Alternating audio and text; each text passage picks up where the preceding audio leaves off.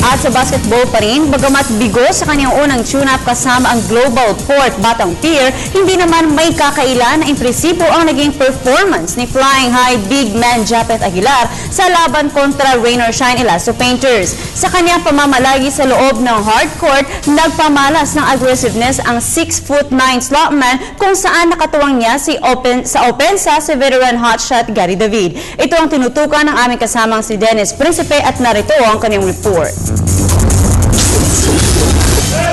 Tila ang sariling sikap ang naging tema ng unang practice game ng controversial forward Japeth Aguilar. Kumamaga si Aguilar ng 16 points at humatak ng 7 rebounds na karamihan ay galing sa sinasabing broken plays sa laro ng Global Port kontra Rain or Shine kaninang umaga sa Moro Lorenzo Gym. Bigo ang Global Port sa Rain or Shine, 80-87. Ito pa rin ang karamihan sa mga veterano ng Batang Pier sa inilaro ng kanilang koponan. Dito mo makikita yung maraming palpalan, kaya very exciting itong team namin. Excited na kami about this. Sige lang po ako confidence na ito. Mas maganda kaysa last conference. Mas competitive kami yun, mas malalaki. Tapos support namin. Kaya nag-tune up kami ngayon, tapos practices namin puro para sa kanila. So hopefully, 1-2 games, maka-adjust na agad para mga. Bagaman halatang wala pang play ang nakadisenyo para sa kanya, tumapos si Aguilar na second top scorer ng Global Port, 1 point shy sa 17 markers ni Gary David.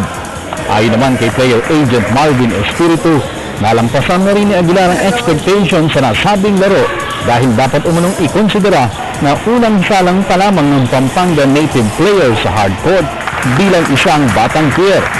Bukod pa dyan, ay nakitaan din si Aguilar ng pagiging agresibo kontra Rain or Shine kahit na hindi pa ito formal na pumipirma ng kontrata sa Global Port.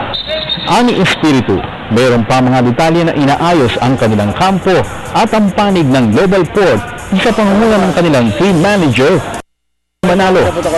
It's close to being signed. So siguro hopefully by tonight, meron na tayong konkretong papel na hawak na So, firmahan ni Japeth. Long term ba yung hihingi ninyo? Sa ano?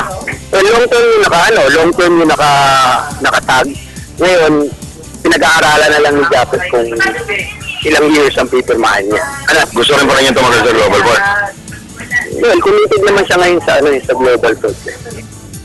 Lunes ng gabi dumating si Aguilar mula sa Estados Unidos at agad naman itong sumalang sa team practice kinabukasan ng umaga.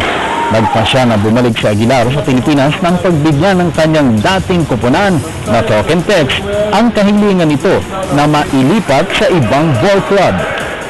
Sa ngayon ay tinuturing ni Aguilar na bagong panimula ng kanyang PBA career ang paglalaro sa Global Port Batang Pier.